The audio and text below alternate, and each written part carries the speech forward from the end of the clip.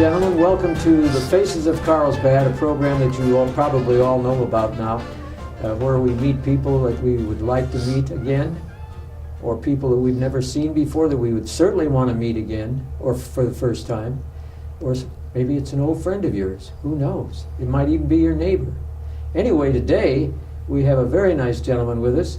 His name is Robert Beck. Robert, it's so nice to have you here. Great to be here. Yeah, we're going to learn a lot about Robert Beck, I'll tell you. In this program, Robert, we go back into your grandparents, where they came from. And Okay. And then we go to your mom and dad, and then we come up to you and the life that you've been leading in recent years. Sure. And your family. Well, not all of our men that we've interviewed have a family. They're bachelors. Right. But we'll get into that. Okay. So anyway, let's go back to the early days. Early days. My grandparents were both, one side was from Hungary and the other side was from Germany. And I'm not sure of the Hungarian city or anything like that, but they both immigrated in the early 20th century, I guess. And actually my last name wasn't spelled B-E-C-K initially, it was B-A-K, but when you got off the boat at Ellis Island, they basically gave you what your name was going to be. Yeah. So they settled in, actually they settled in the Bronx. Well, let me interrupt for a moment. Have you ever been to Hungary? I actually have, yeah. I just took a trip from Vienna to Sopron, which is at the border of the Hungarian border, but never to the area where they were from, and like I said, I didn't know which town that would be. And Well, their capital was Budapest, isn't it? correct, yeah. Well, I was there a number of years ago, and it's right on the river. And I thought to myself, I didn't realize the city was in two parts. Buda is on one side of the river and Pest is on the other side. I think I've heard that, yeah. And I looked across, I was on the Buda side, and I looked across at those beautiful buildings, and I thought, my goodness, how did they survive all the troubles that they had in those areas during World War II in particular? They've done a nice job, and it's a beautiful country.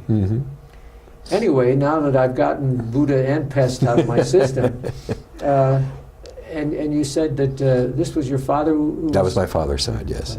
And the mother's side It was from Bremen, Germany. Bremen, Germany. Yeah. So we've got a lot of relationships here. My grandmother was from South Germany. Is that right? Near Stuttgart, and my grandfather was from Speyer on the Rhine River. Okay. So we could even be related. You never know. Exactly, yeah. So anyway, and they came over to this country. Probably in the 1920s, somewhere in that. I think they were all in their 20s at that point. Yeah. So it was just a matter of seizing opportunity. And they both had respectively 7 kids on both sides, and some of them passed, and my mother and her family actually went back to Germany in the Second World War after the Depression struck. And they were hoping to find some refuge there, but they were stuck. So they were on a farmland and basically, you know, encountered... Well, they were there the entire war period. So once they got there, I think in '39, they weren't able to leave until after the war. So they endured a lot of that, and interesting stories too. Oh my gosh. Boy, they could have written a book on this. It's interesting you say that, because I have a video at home of the remaining 2 brothers and 2 sisters who did a video back in '93, and they recounted their experiences.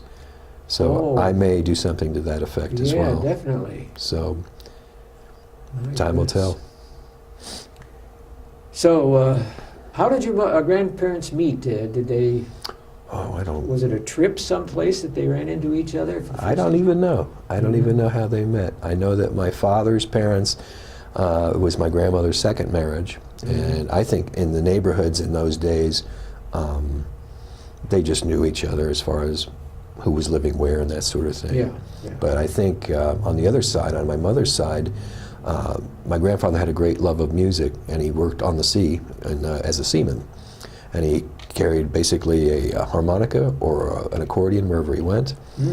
And he was a big influence. Then my grandmother was accepted to study voice at Vienna Conservatory. Wow. And so she basically got me started in music when I was 2 years old, and took me to a drum store in New York, bought me a drum, and the rest was history. So. Well, that's when I was growing up, you know, in Ohio. My dad was a lover of music, and he wanted me to become a musician. So he brought home a violin one time. Mhm. He said, "You're going to learn how to play this." And I said, "Oh dear." That wasn't the greatest thrill I had. Right. But anyway, I got started in the first grade playing the violin. And by the second and third grade, I was doing a little better. And when I hit the sixth grade, boy, I really was going to town Oh, on that that's great. violin. Mhm. And it snowed in my hometown one day, and I came out of the sixth grade class with my violin in its case. And I thought, oh my gosh, look at that snow. I didn't have a sled, so I took the case with the violin inside and went down. And, Mhm. that was fun. But I Mhm. said, I better get home. My dad wants me to practice, so I came home. And I went home, rather. And when I came into the house, my dad said, "Take the violin out. I want you to practice." So I said, "Okay, Dad." So I opened the case up, and all the strings had broken from the snow. Mhm. And oh, did I get a whipping. My dad really, oh boy, that was the end of it. But I love music, Mhm. and I always will. Classical, I like some of the American singers we've had, Gordon MacRae and Dick Haymes and Frank Sinatra, Bing Crosby. I like those guys. But I go from one extreme to the other. And I think that when you love music, a person can do that. Classical Absolutely. music is a type of music that I really relax when I go to bed at night. And Mhm. I can turn on that one station, the public broadcasting station, and listen to classical music. It puts me to sleep. Mhm. It relaxes me. Yeah. But what about you now? Your parents, they settled in... They settled in New York. In New I was York, in the born in the Bronx. Bronx, and then when I was about 2, we moved to Westchester County, a town called Irvington, which was named after Washington Irving. Yeah. And then when I was 12, my father was a corporate guy, and we moved to West Virginia. So Where in West Virginia? I was in St. Albans, right outside of Charleston, and I went to school after that at Marshall University in Huntington. Oh, yeah. So that was my first year of college there. The capital of West Virginia. Is that Charleston? Charleston, yeah. Charleston, I thought so. Mhm. And so this influence from your grandparents, your parents, has stuck with you all these years. Completely. Yeah. I got the bug, and it's never going to go away. Yeah. So as a result, as I was mentioning to you, I spent 30 years in the music business, playing in Los Angeles as well as New York, and doing anything from shows and studio to weddings and parties and whatever the bill is, recording sessions. So it was a variety of things. Well, you mentioned the Bronx, and I remember my hero, and when I was growing up, one of my two heroes was Lou Gehrig. Oh yeah. Played for the Yankees, Mhm. and they were known as the Bronx Bombers in Yep. those days. And I saw him play a game in New York, in the Bronx, at Yankee Stadium, and then a couple of years later, I saw him play in League Park in Cleveland. And boy, I was the only Yankee fan there in that stadium in Cleveland. And they all looked at me like, "Who are you, wise guy?" But he was such a nice man, and that. I'm sure he was one of my heroes as well. And of course, we have Manhattan, Mm-hmm. we have Queens, Yep. and we have Brooklyn. Yep. I've been to Brooklyn, and I've been to Manhattan, of course. I think everybody who goes to New York, they hit that one of the 5 areas. You very have to. quickly. Yeah. Just get a slice of pizza. Yeah. Would you repeat that statement? Get a slice of pizza. Oh, okay, good. Just a slice. Yeah, just a slice. So anyway, your music, and you were in West Virginia, Mhm. and how long did that last? That was, let's see, 68 to 76. Yeah, so it was 12 years. Mm-hmm. And then we returned briefly to New Jersey, and I studied music in New York City at that time. Where in New Jersey? I was in Middlesex at that time. Middlesex. Yeah, just in the center of the state. Yeah. And 2 years there, and then we went back to West Virginia, and I wound up doing my undergrad work there. And Had you ever been to Patterson? oh yeah, hmm And there's a college. Hawthorne? Yes. yeah, hmm my grandparents and my great uncle and great aunt lived in Hawthorne. hmm Beautiful small yeah. town, very nice town. Yeah, people think of New Jersey as just, the outside of New York, but there's a lot of open land, beautiful. Oh, yes, So absolutely. So slowly, as the years progressed, after you were there in West Virginia, did you enjoy your life in West Virginia? yeah, actually I got to play with a lot of people and, Mhm. just develop my talent, and had good teachers, and good musicians that I worked with there as well, and we were all either on the same page, or we eventually got on the same page as far as the material we were going to perform. So it worked out, and it sort of, segued into the next chapter, which was leaving West Virginia and going to Los Angeles. Oh, yeah. Well, tell us about Los Angeles. Well, I got accepted. Before we do that, yeah, though, sure. tell me about where did you meet your wife?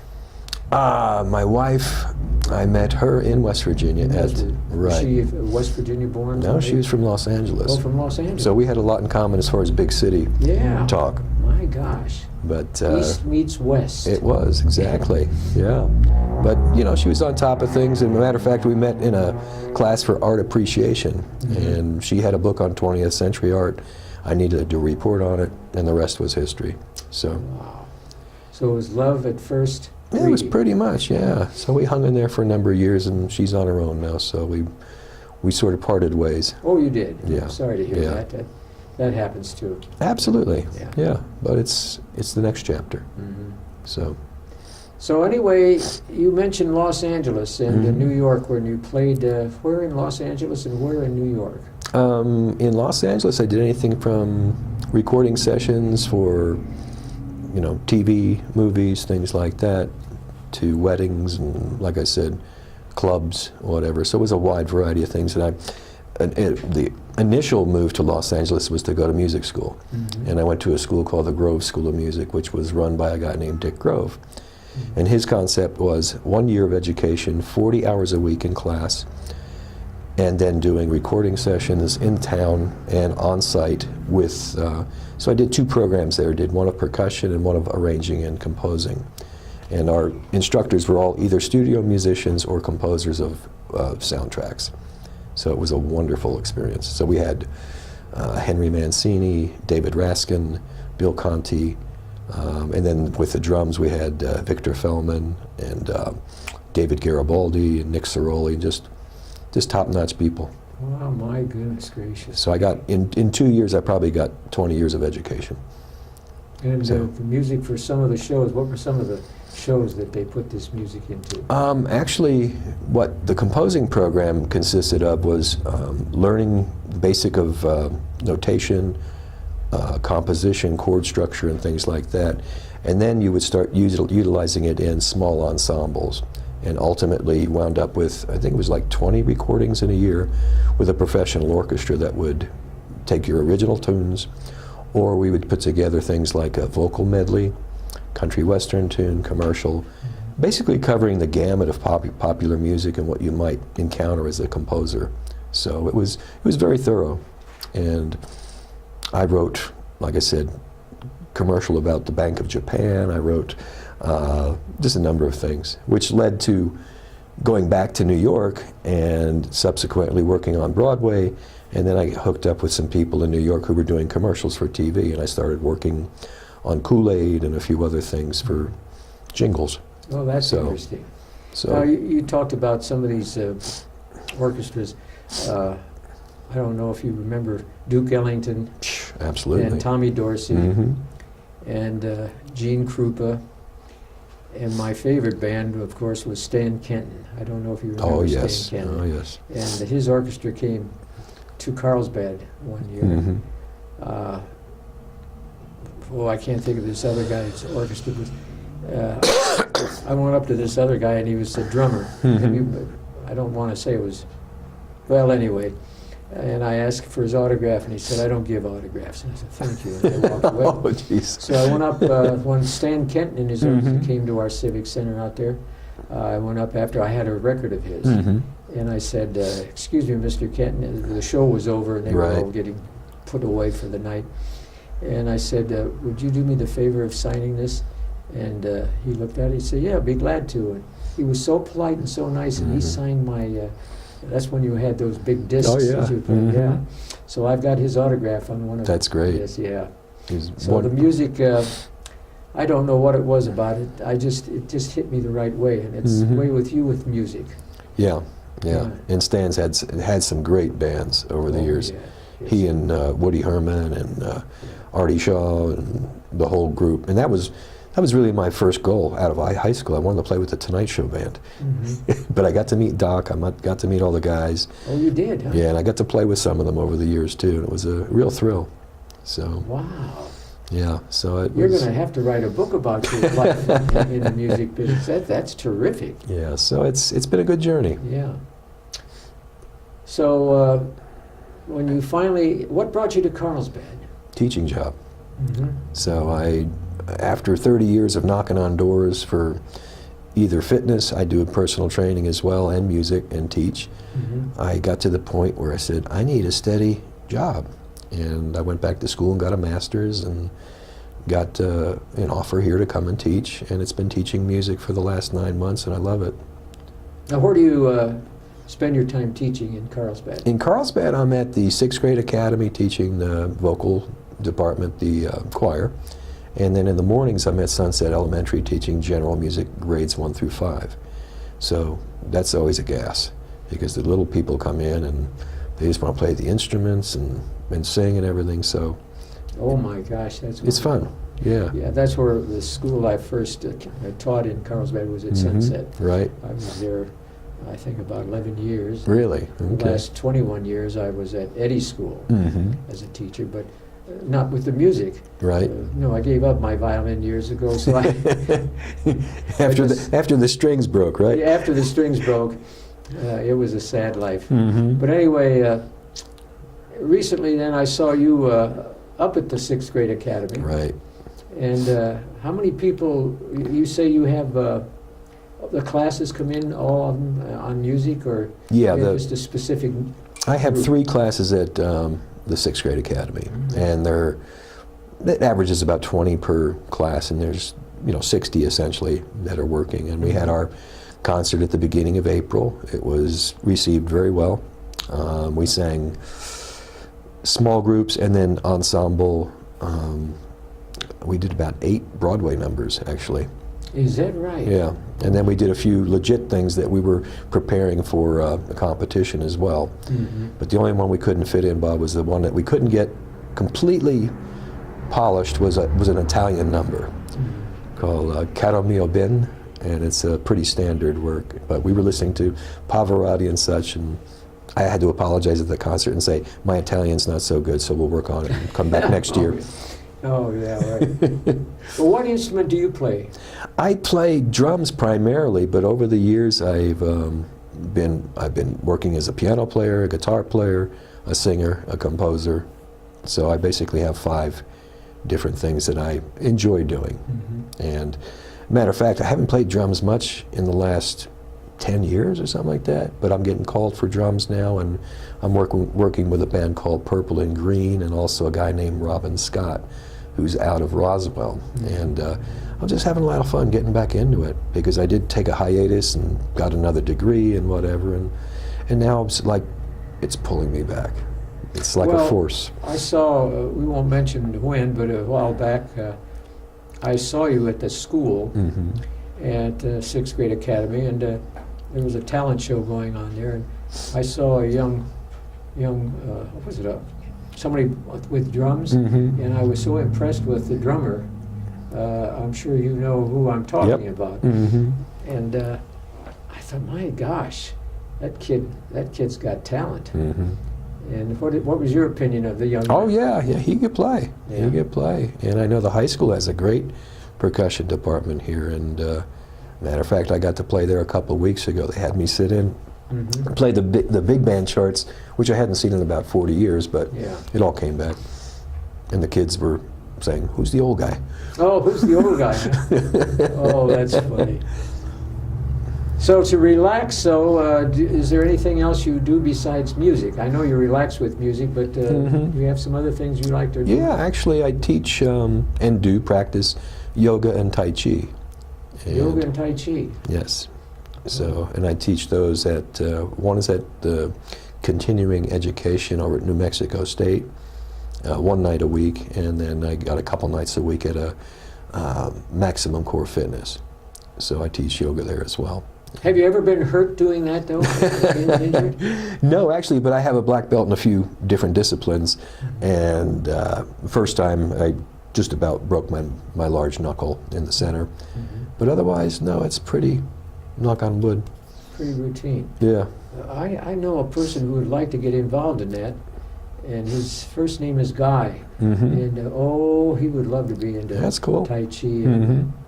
what was the other one you taught? Yoga. Yoga, yeah, Yeah. yoga. That's amazing. But ultimately, I'd like to open a studio here as well for music and martial arts. Mm-hmm. So we'll see how the current goes, you know. Well, that's wonderful. Well, I'm telling you, you are the one. Do you ever rest? I try not to. You try not to. Actually, I do. Yeah, but it's been at a good pace here, Bob. When I first got to town, it was just I was so relieved not to be in the craziness of the big city. Yeah.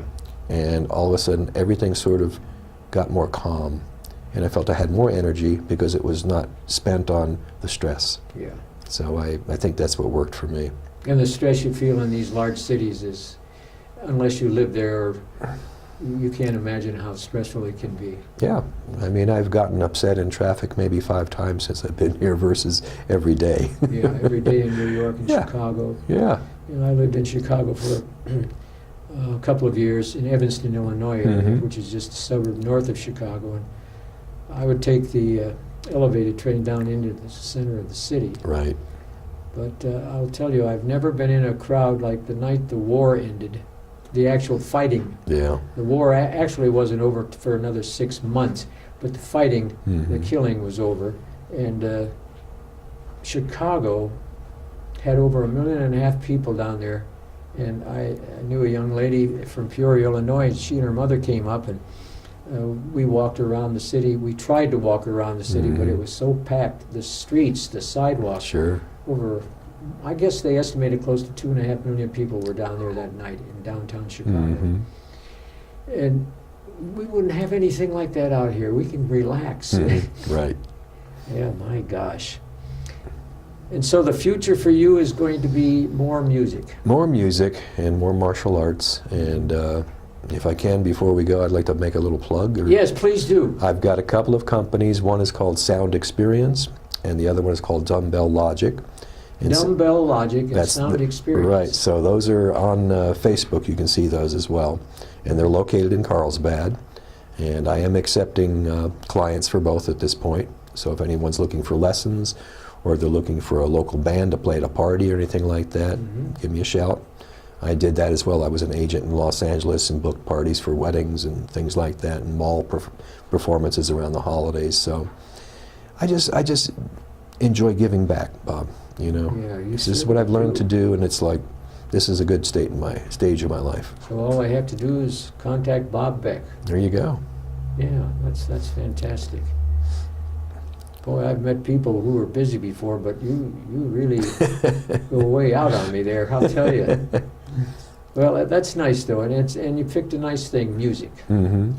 It's one of the nicest things that a person can get involved in, because it's basically soothing. The funny thing is, though, walking around Carlsbad, I'll see somebody on a motorcycle, Mm-hmm. and they're going down, and they've got their music turned down so loudly you could hear it in Artesia. If you, Right, right. It's unbelievable. Well, Robert, I want to thank you for being Oh, our guest thank you today. for- This has been a real pleasure. I'll Same tell here. you. And And it was a wonderful time to to exchange some ideas and find out what's going on in the town as well. yeah, and if you get a chance, I'll keep in touch with you and see if we can come up with somebody on that. If I come up with somebody, I'll give you a call. That would be great. Okay? I appreciate Sounds it. Good. Well, ladies and gentlemen, we want to thank you for spending some time with us this afternoon, or is it morning or night? I can never tell. I've got to go home and relax and listen to some music tonight or tomorrow. Well, whenever it is. That's right. One last question. Do you have a dog or a cat? A dog. Your dog? Does the dog like your music? Very much. Yeah, she just plants herself for whatever I'm playing, drums or piano, just right there, Oh, that's wonderful. and enjoys it. So Well, on behalf of Channel 23, ladies and gentlemen, we want to thank you for putting our time to a good use. And we hope that you've enjoyed this, and I know you have. And we hope to see you soon. So on behalf of Channel 23, goodbye and good luck.